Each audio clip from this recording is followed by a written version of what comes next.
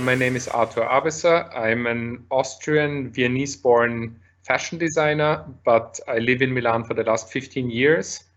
I have studied at London Central St. Martin's and then moved to Milan straight away because I started to work for the design team of Giorgio Armani. And I stayed with Mr. Armani for 7 years, quite a long time. And after 7 years, I got the so-called 7-year itch. And I knew I had to embark on my own and try to write my own story. I remember all these years I was cycling to the offices of Armani, dreaming of doing my own collection, but somehow I was never ready and I didn't have the guts. But then finally, after 7 years, I decided now or never, because in fashion, you have to be relatively young to start your own business, because there's so many hard, unexpected sort of surprises waiting for you around the corner that I think it's easier to tolerate them while you're still full of energy and quite young. And so I threw myself into this world and started my own line. It's been, 7 years now, quite a while. I've always financed it on my own, always done all this enterprise on my own. By on my own, I really mean me as a person. None of my relatives or friends or parents or anyways invested in me. It was just me through really hard work and a lot of sort of collaborations, consultancies that I kept my little baby alive through all these years. Obviously, right now, this crisis that the whole world is living is a very tricky moment for a small, fragile brand like mine. But at the same time, I am very confident that real creativity, brands with a meaning, stories with depth, stories with character, with personality, will survive this moment and will keep going. I also feel that my brand is small, so I'm relatively flexible in moving around. I feel this might be an advantage in the next few weeks and months to come, because my costs are relatively low and I can move forward. A few months ago, I was approached by Raffles, so now I'm also teaching at Raffles. I'm the course leader for the master's program of fashion design. I've taught a lot in various universities in Italy over the last 2 years. I enjoy this immensely, actually. Obviously, I really enjoy the direct contact with students and see students at school and in class and work on projects hands-on and cut fabrics together and these sort of things. But we all know that this is not possible at the moment. And so that you sort of like get a bit more of a glimpse of my world, I prepared a small presentation. First of all, I will guide you through the last few collections, just so that you get an idea of how I work, where the inspiration comes from, how a collection sort of like starts. And then I'm going to show you another second part that is more about the collaborations that I've been done lately, the consultancies for other brands that I've been doing.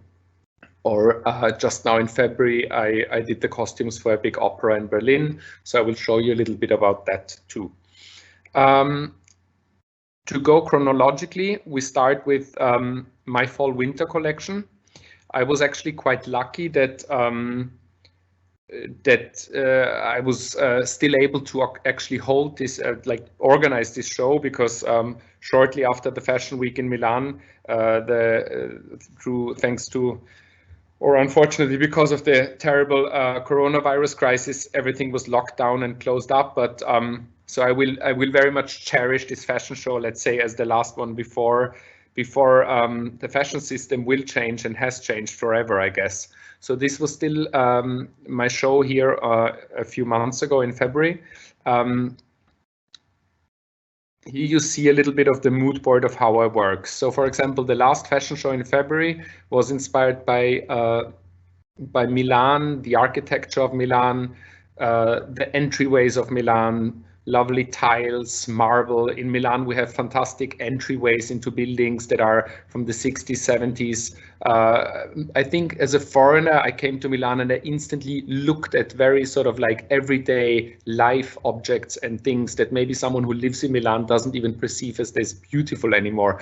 But I really cherished all these architectural little jewels that I found in Milan. And so this collection was very much about furniture design, interior design, architecture. I collaborated with a friend of mine. Here you have a small idea about the colors, but this is not so important. Here you see the tile work that I've been talking. We turned it into a print. For me, print is very, very important. So I will show you every collection has a selection of prints that I will show you. This U element is, for example, an element that I saw a lot in Milanese architecture from the 30s, 40s, like the Triennale building has a lot of these arches. And so I took them on. This is the collaboration with the friend I wanted to tell you. He's a furniture designer. His name is Marco Guazzini, and he invented an incredible material out of marble dust and wool, and he presses these two materials together and does these fantastic sort of tiles and that can be turned into furniture as well. It feels like marble, but if you look close up, these little elements are actually wool.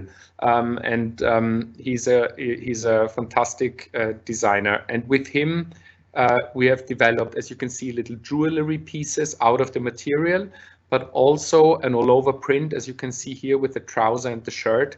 And the effect was very, very beautiful. And it had a really direct feel about furniture, design, but clothes at the same time. Here you see the whole collection. A collection is always, especially for me, a very personal expression about my mood of this moment. As I said, here the idea was Milano architecture. Hence, I also had a few friends in the collection walking for me that weren't professional models. So a furniture designer, a sculptor, a gallerist. And I think this made also this collection very dynamic because, yes, I'm doing this job because I love it and I love to express myself through creativity. I'm not doing this job because I am after numbers or money initially. I'm really doing this job because I feel it as a personal, let's say, creative expression. So you have a little bit something more in motion after this image. I asked maybe Francesca now to put up the video. So you see a small sequence of this last fashion show also in motion. Go!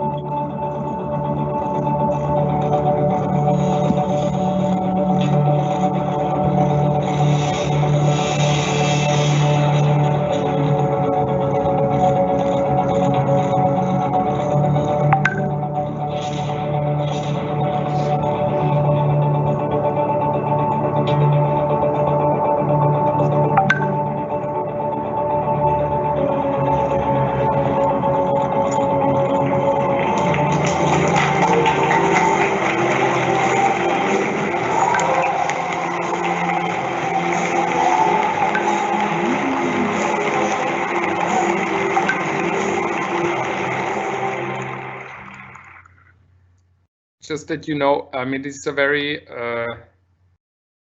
sort of personal thing always for me, a fashion show. There's lots of friends involved, all the makeup people, hair people, lots of the models by now have been really good friends. So it's a family affair. Also, this is quite different compared to sort of like the usual fashion. I keep going just chronologically with spring summer. This was now in September. Here you see the collection was, we did a lot by hand. For example, here on the left, you see a patchwork that we did in the studio. So it was hundreds and hundreds of bits of fabric that we were sewing together in the studio and then dyed in the washing machines of us and of all my assistants. It was really fun and it was a beautiful work. We will definitely keep working on patchwork for the next few seasons. This is also something that is very sustainable and dear to me. I have so much left fabric in my studio. So the idea is to rework this fabric from old collections and use it for new collections. Here up on the right, you see the patchwork together fabrics. In general, this collection was inspired actually about my grandmother. She was from Transylvania, as you can see here about the ceramics in the middle of the image.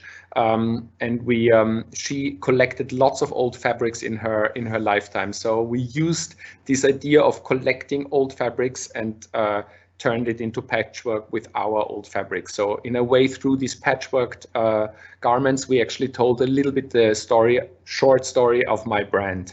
And at the same time, there are some things about school uniforms, about ceramics from Transylvania, where she was from, that we then transformed into the collection. The color cards is not so interesting, maybe. So this is, for example, print is very important for my brand, for me, because it's a very sort of like poetic, I think, and creative way of expressing yourself as a fashion designer. And we always do our prints ourselves. We obviously do them by hand. So this is, for example, a design that we did together, like painting it and then turn it into a pattern. Here, this was like another pattern that like recalled her youth when she grew up, sort of like in the late 20s, early 30s. So a bit of this like stark sort of architecture that we used, and then like a floral print in between and polka dots. It was like a very sort of like soft and fun collection. Here you see a few more images from the backstage. So there was definitely something more romantic and less sort of hard this time. We always work on the shoes as well. Shoes is a really fun thing to design, I think, as well. And so this is a bit of this sort of sailor collar that we had. I worked with a friend, Natalie Jean. She's a fantastic jewelry designer living here in Milan. She did this great jewelry with the ace. It was more like an ironic way for Arthur and Arbesser, for my initials. And then here is the whole collection. So this was a very positive and colorful collection. And I think Francesca can show again a little video from the catwalk.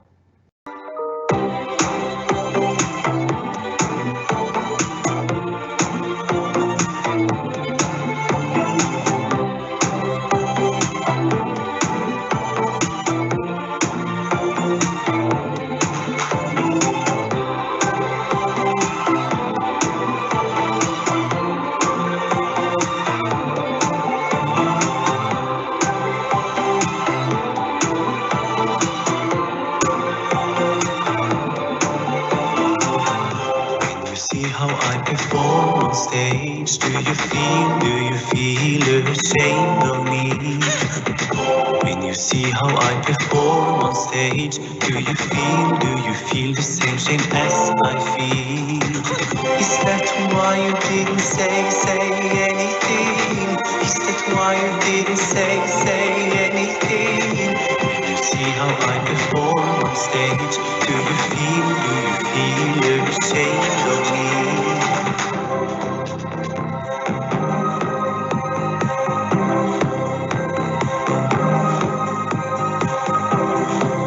This part was wrong at the age of 10.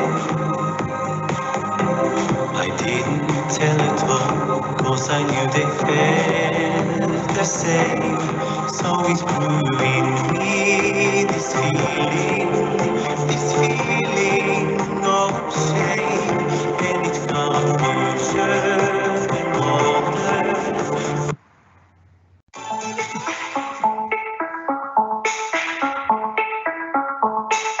Looking from a window above, it's like a story of love.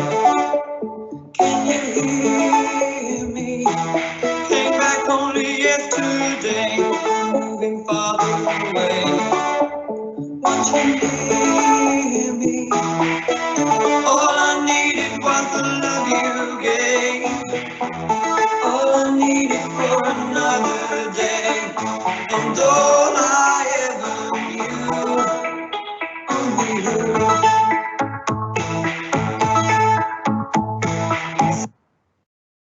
Okay, great. Very funny, actually, also for me to see this again. I feel I'm at the sort of like test again, and because it's always very emotional when you get judged by so many people, and you when as a designer, when you do a fashion show, it's an extremely fragile moment, because every mistake is visible, and I don't know, it's tricky. It's very beautiful because we hug each other a lot after the show, and everybody knows how much work goes into this. Here actually on the screen we still see Quadrille Elias. She was a very, very famous model in the 90s and 80s from Austria, and I had her in my room as a child in Vienna, always on a poster. I was a big fan of hers. Over the years we became friends, and now she came even to Milan a few times and walked for me for the show, which was really great. So so we always shoot also a small advertising campaign. So this, you see like 2 images of our advertising campaign that we shot after the fashion show. Leon is a good friend of mine, the model by now, and Drew and Thiago are 2 fantastic photographers living in Paris, and they are also very good friends. I tend to keep always very family united, good friends. We have a lot of fun when we work. So there's always a very sort of light-hearted but very hard-working environment. Here we are at Fall-Winter 1920. This was inspired mainly by a Milanese architect called Luigi Cacciadominioni. You see up here on the right, this is a very famous building that he did in the 50s, and my studio happens to be in this building. It's on a very central square in Milan, and he really changed the image of Milan after the Second World War. So through his architecture and through his design, Milan has the face that it has today. So he was one of the great architects of the last sort of like 50 years here in Milan, or 70 years. And there is like the mood was very like, where do we start with? We start from our studio, what surrounds us, and turn it into a collection. We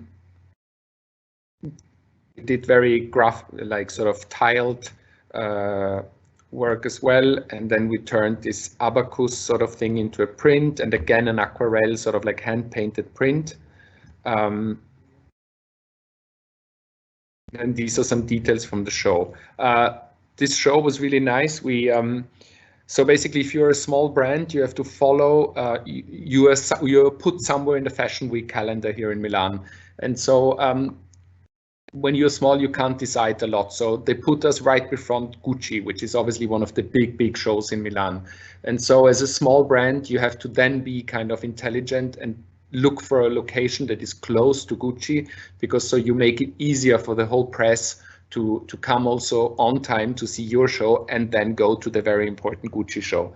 So Gucci does their shows quite outside of Milan in a really sort of rough, sort of industrial neighborhood, but we found this fantastic rock climbing center, and the guys were really friendly. They never have done a fashion show there. They were really sweet, really like not fashion whatsoever. And they said, yeah, sure, just do it at our rock climbing. And all the rock climbers looked also onto the show, and it was really fun.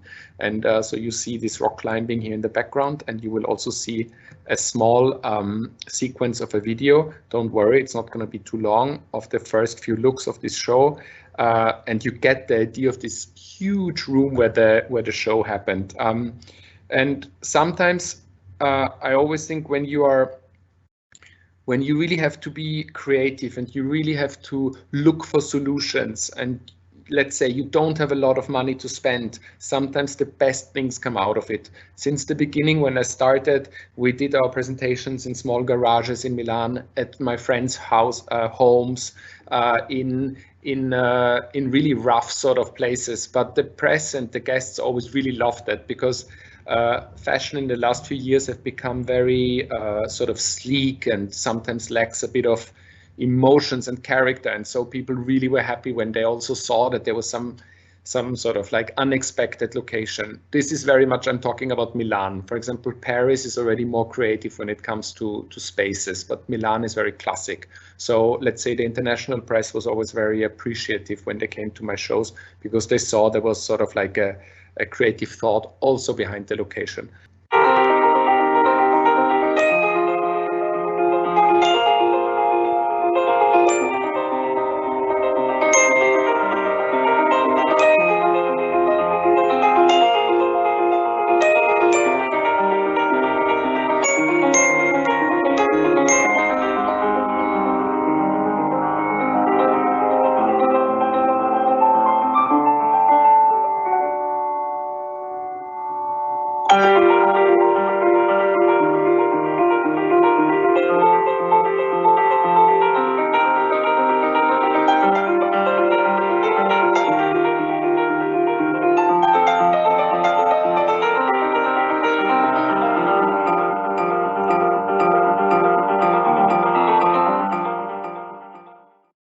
And then here, with the same photographers as always, we did an advertising campaign. Obviously, these two models were also in the show, Gaia and Emily. It was a really beautiful shoot in Paris in a small studio, and it was very much about sort of like friendship and closeness and a sort of like intimate feeling. So one of the last shows that I want to show you here, collections, this was summer 19.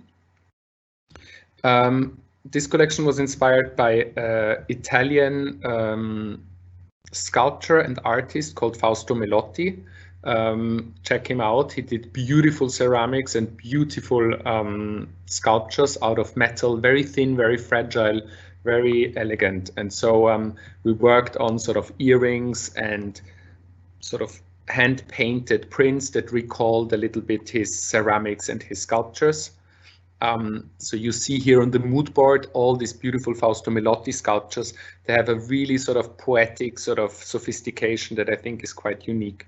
And then there is also ceramics of his down there, and some ceramics also of a Viennese ceramic artist that I put in on the mood board, so you get the idea of this collection as well. I always love a harlequin print, and so this season we used it, and we did this sort of crazy pixely print as well. And then we did these weird animals that sort of recall a little bit Fausto Melotti sculptures. And this also big sort of like dynamic hand-painted print for some of the outfits. We even did like a thicker fabric out of this hand-painted print and did shoes like out of a woolly fabric. They were very beautiful.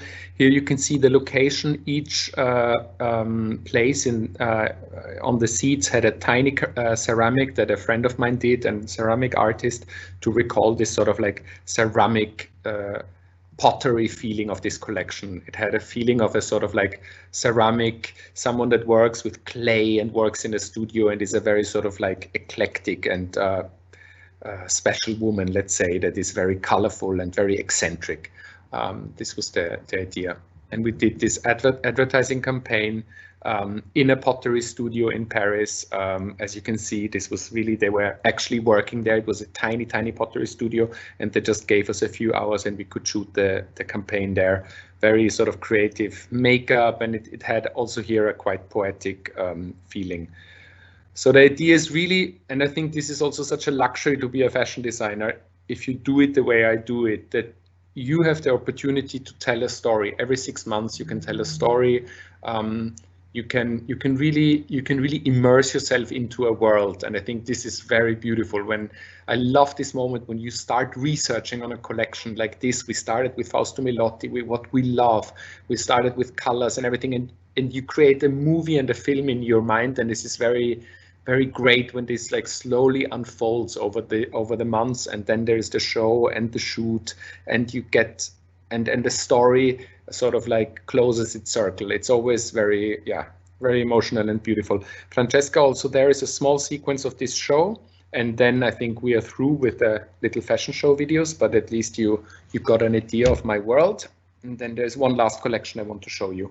It is what it is, it is what it is, it is what it is, it is what it is, it is what it is, it is what it is, it is what it is, it is what it is, it is what it is, it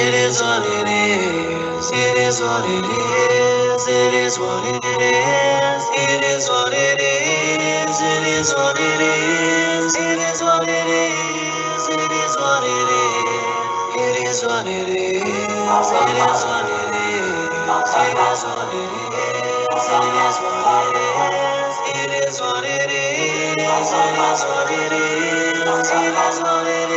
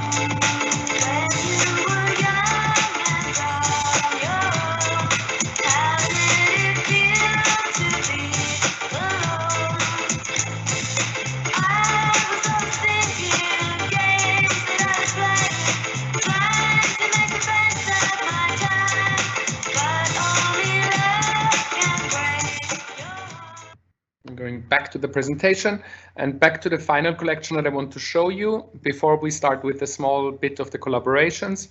This was Fall Winter 1819. It was all inspired by Vienna and the Viennese modernism from 1918, so from 100 years ago. We celebrated at this sort of year 2018, we celebrated the 100th sort of anniversary. Celebrated is maybe the wrong word, but we commemorate the 100th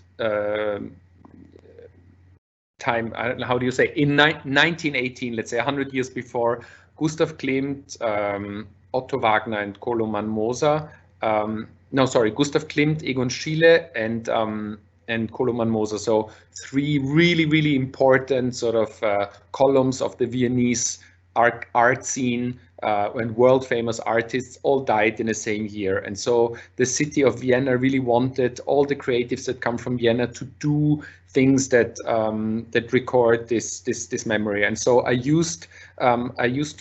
worked with a fabric mill from Austria that produced fabrics for these artists 100 years earlier. And so this is original fabrics. For example, this little triangle fabric is a fabric that Koloman Moser, a really famous Viennese designer from 1918, had developed. And I was allowed to use these fabrics, and it was really special. It was a very sort of a great honor for someone coming from Vienna. So here you see the original designs, and this was sort of the idea of this collection.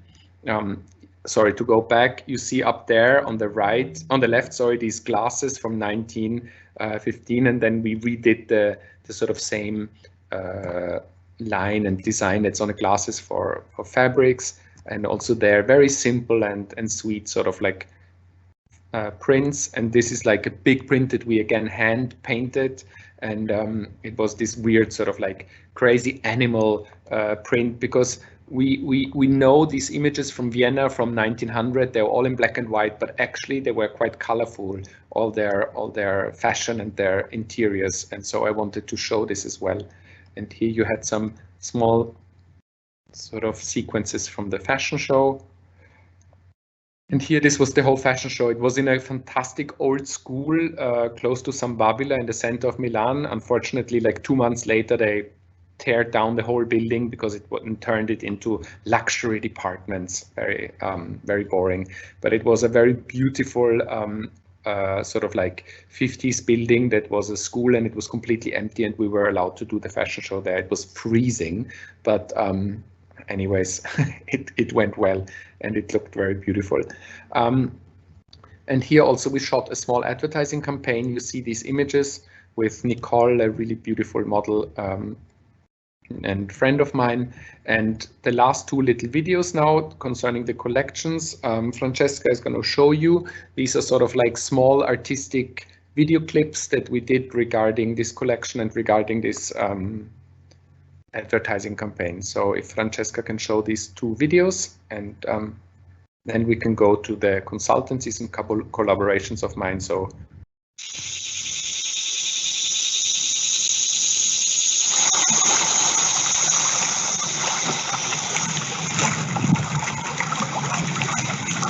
I believe that body, figure, extension, movement, and place are only fictions of my mind.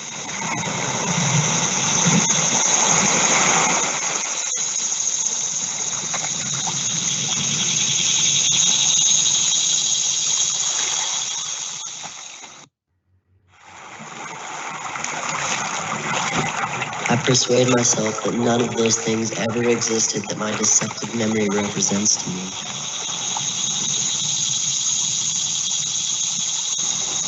I suppose I have no senses.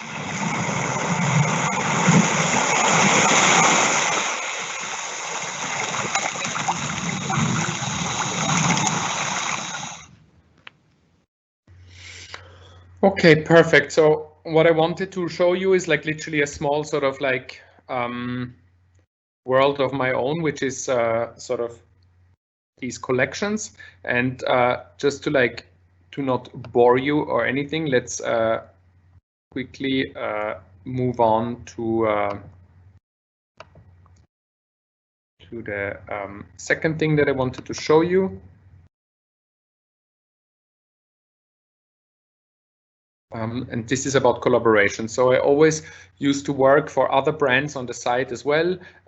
Lately, I did the creative director for an Italian brand called Faye. I worked for an Italian brand called Iceberg. I did a small sort of like capsule collection for Ukes, which is another big sort of online supplier. These sort of things, and I wanted to, and then just lately my last project was the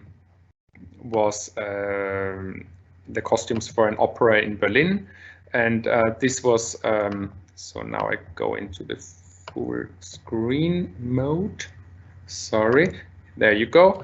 And the last project was the costumes for an opera in Berlin. It was a very sort of classic and very romantic and very beautiful work. It was opera by Richard Strauss, a German composer, called Der Rosenkavalier, the Rose Bearer, the person that brings the rose when two people are getting engaged, a sort of like fairy tale story.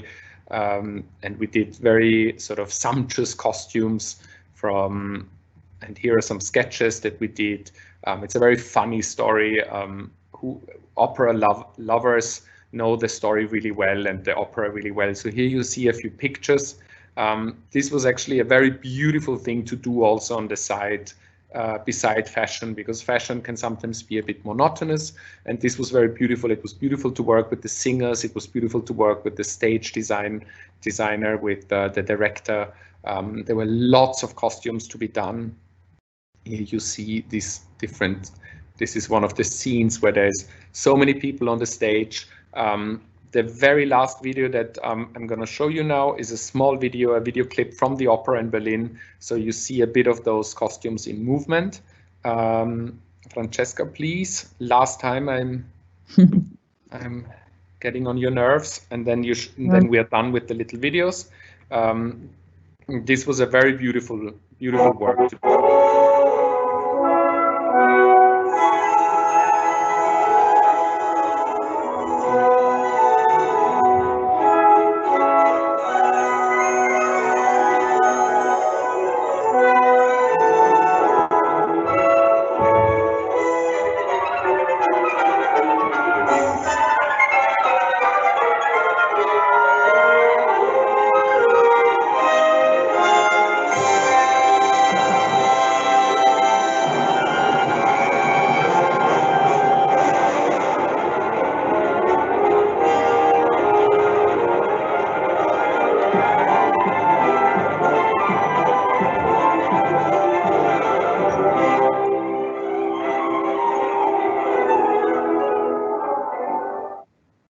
Great. So as you can imagine, this is a very inspiring thing to work with singers. It's also very a very interesting thing to learn from a designer point of view, because obviously singers don't have models' bodies. Some are, I don't know, very old, some are very tall, some have a very big belly, some are, I don't know, but this is something that has been extremely, mind-opening and very, very productive for me as a designer, because you really learn about bodies and you learn about character and how they work on stage, and this was super, super interesting. I'm right now working on a new ballet for Munich next year, so also this is going to be nice. And so here you just see something more commercial jobs that I've done on the side. For a few years, I was the creative director of Faye. This is an Italian outerwear brand.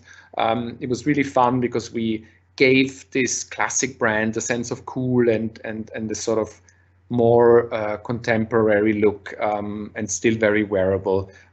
Just that you know how a designer how the spectrum of a designer can be. It's not only very creative or very crazy, but sometimes also very classic. But also this can be challenging and can be quite interesting for a designer to be able to also understand the needs for other brand that you work or for another client that you work. Here is a few of the collections that you see. I'm not gonna keep them for too long, but you understand sort of we try to give a very classic sort of company, classic sort of outerwear brand, a sort of fresh twist and something new.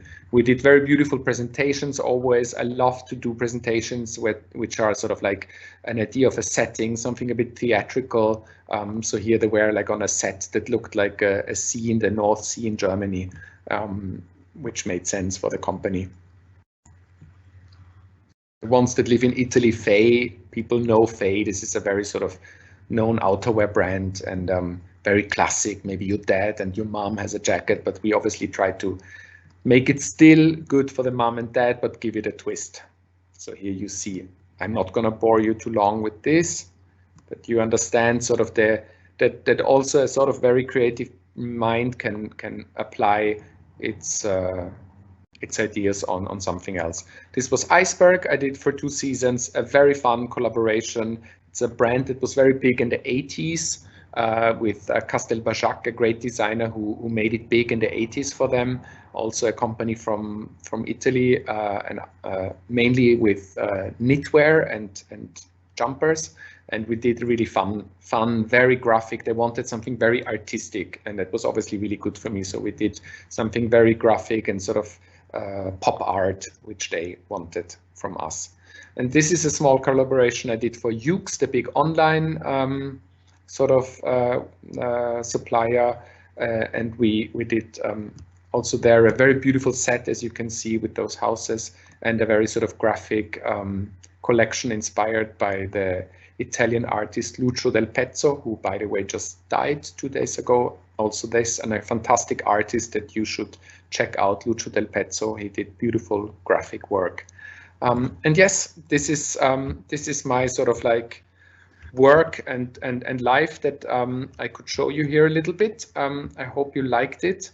I am obviously available for any questions. Here in Milan, and I hope I could inspire you and get you some ideas and give you also some hope. We are all in this strange situation here together, and I really believe in collaboration, in creativity, and in a positive mindset.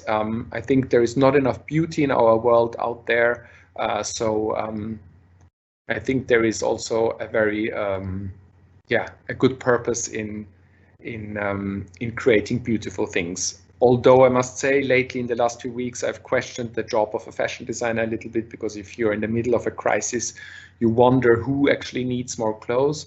But I feel if it's a small enterprise like mine, if you're careful when it comes to sustainability, if you don't overproduce, if you produce in the right places with the right conditions, I produce everything in Italy. I think small projects have a total reason to exist, and hopefully we'll get through this difficult moment. Anyways, thanks for your attention. Have a good day, and Arthur, thank you. Soon.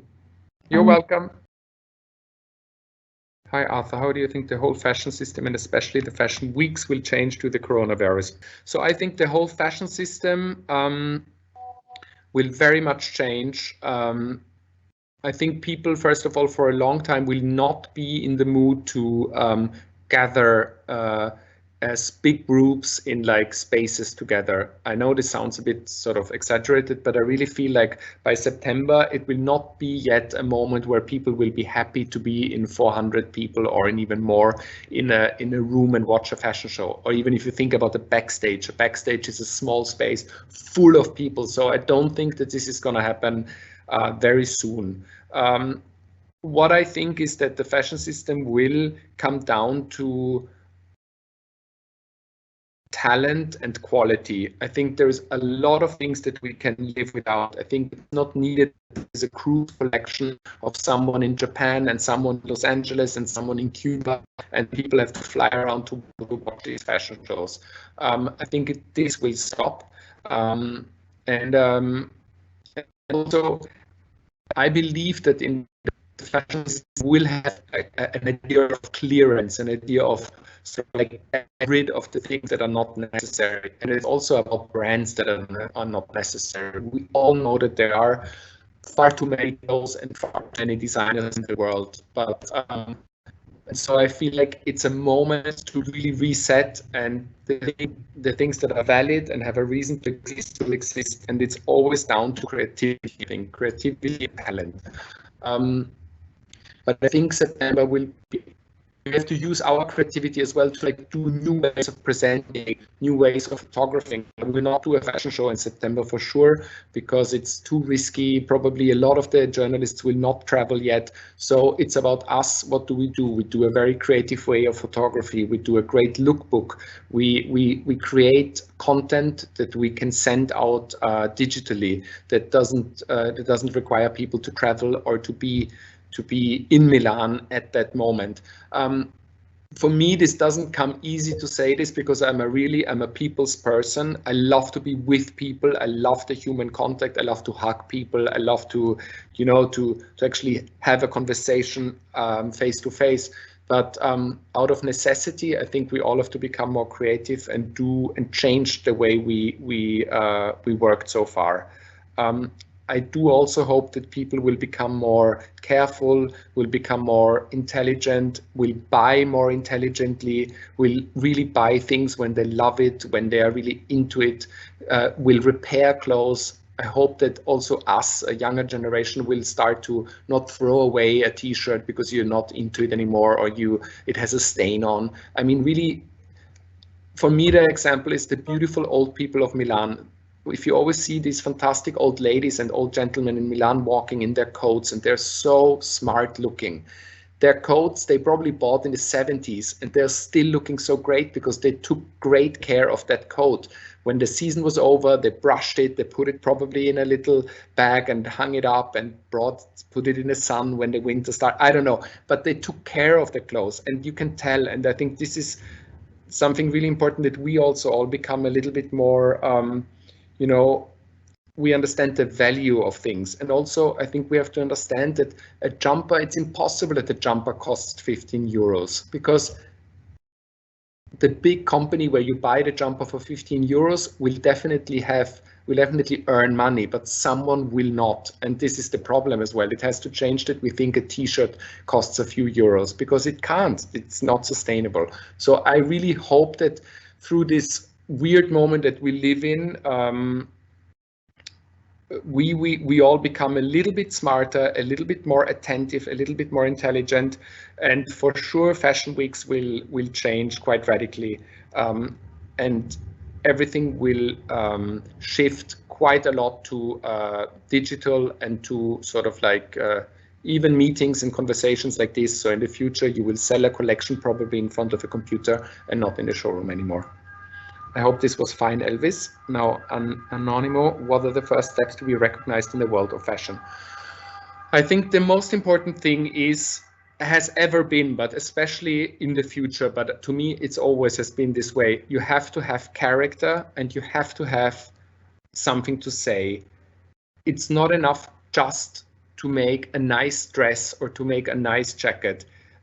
As I said before, there's enough clothes out there, so you really need to make something that stands out. This sounds a bit cheesy, but it's true. What the most important thing is that you believe in it in the first place, and that you have personality.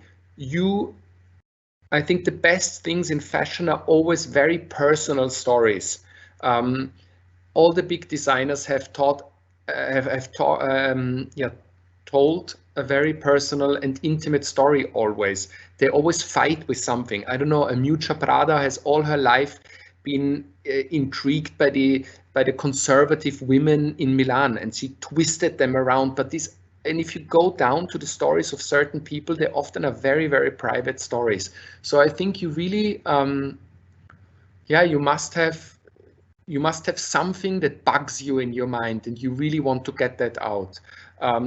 Also, I really give you the advice to not look too much to other designers. Of course, listen to stories, watch fashion shows, watch the works of other designers, but really listen more also to yourself, to your gut feeling.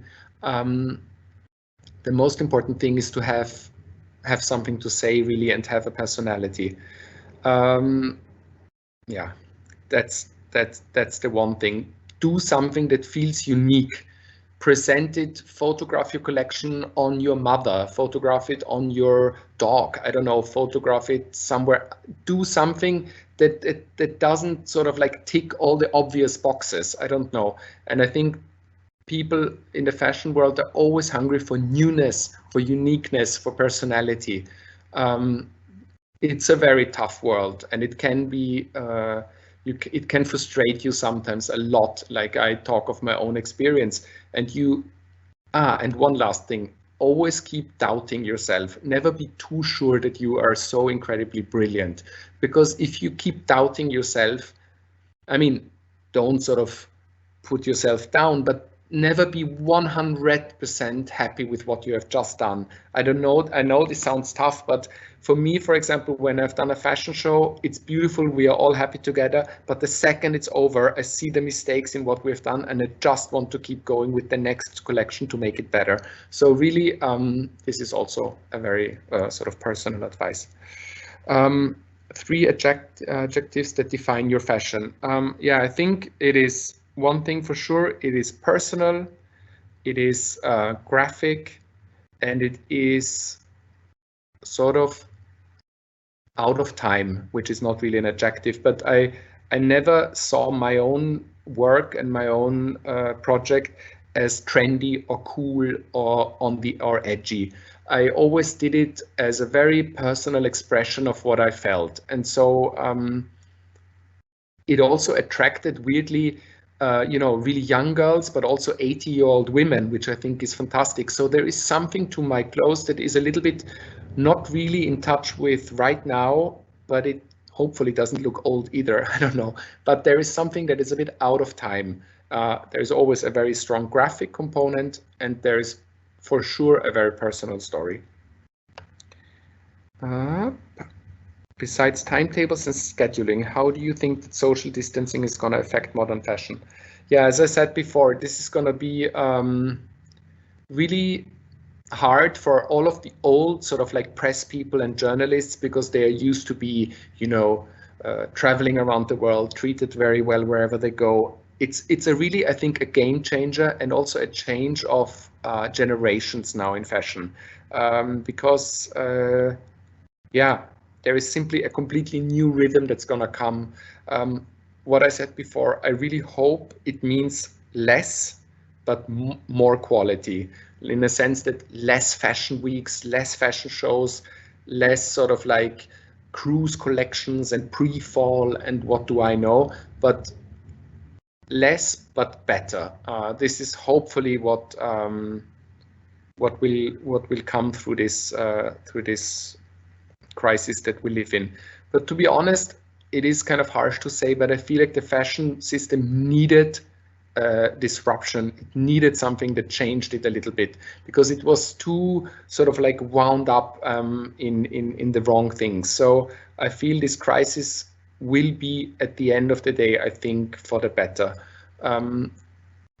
And the social distancing will mean that for at least for a year, we will have to think about very creative ways of presenting our clothes, because it will not be in the classic runway or presentation way anymore.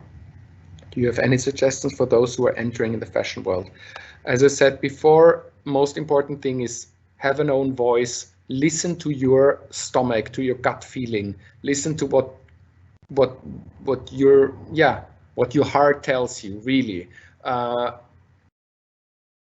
and don't be scared. Have a lot of respect, but don't be scared, because if you're too scared, you really, I mean, it sounds very cheesy, but you really learn out of your mistakes. So also, if I look back onto my first collection, I mean, I want to kill myself, and I think, my God, and the photography and this and the light and why this and why did we do that? But at the time it felt right. So you learn, it's a constant learning process. So don't be scared, and be positive as well. People like positivity. If you also work for a designer and you sit around, like, and their face, it sounds superficial, but it's true. No one wants a designer in the office that is like, we all have a black day, and this is completely understandable. But be positive and be full of propositions. Also, if you work for a designer that asks you to do 100 photocopies, do 100 photocopies. I know it's stupid, but it's all a learn process. When I just started, it was really down to like cutting little pieces of fabric and ordering them in hundreds of folders. But I actually had a lot of fun. We put a radiate on. It was me and another junior, and we just cut literally thousands of pieces of fabric and put them in a folder. For sure, this was also not the reason why I went for 4 years to study at Central St. Martin's, but still, it learns you, it teaches you to like sit still and do something for a while. So be humble, be positive, listen to your gut feeling, be patient as well. Don't think that something will come immediately. I think all good things take a while. So don't stress yourself if the success or if the sort of attention doesn't come immediately. But stick to your route. As you work for Giorgio Armani, how do you feel about? He said recently, I don't want to work like this anymore. This is not moral.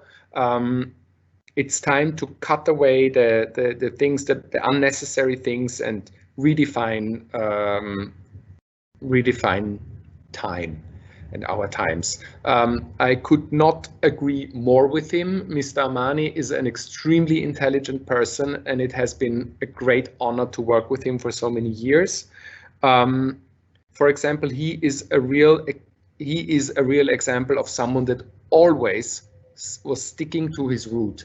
He never got off his way, and this is quite incredible if you look around. He has been around for more than 40 years because he has really stuck to his route.